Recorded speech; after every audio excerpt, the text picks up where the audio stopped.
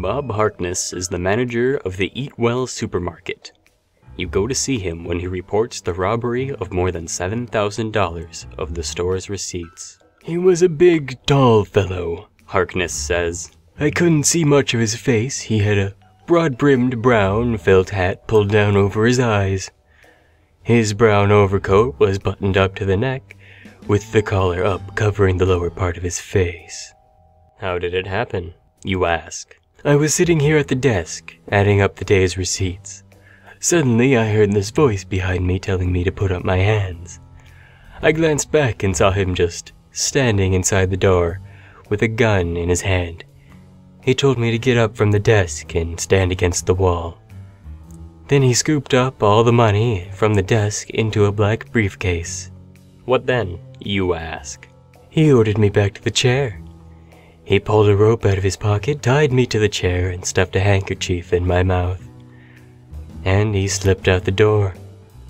It took me around 10 minutes to work myself loose from the rope. Then I phoned your headquarters." "Anything else about the robber that can help us identify him?" "Well," Harkness says, "he spoke in an almost pleasant manner, in a very nice voice. He was well dressed, too. A clean white shirt, a blue paisley tie. Oh, this may help you. He had a tie clip with an initial on it. Let's see, it was an F." "Tell me," you ask, "is the supermarket insured against this loss?" "Oh, sure, they won't be losing anything."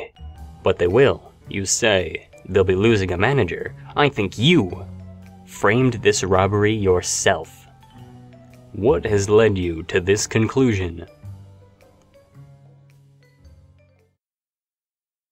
Answer: Harkness told you originally that the robber's overcoat was buttoned up to the neck with the collar up. Then, later, in his eagerness to divert suspicion from himself, he described the robber's shirt, tie, and tie clip. Yet he could not have seen these items under a buttoned-up coat.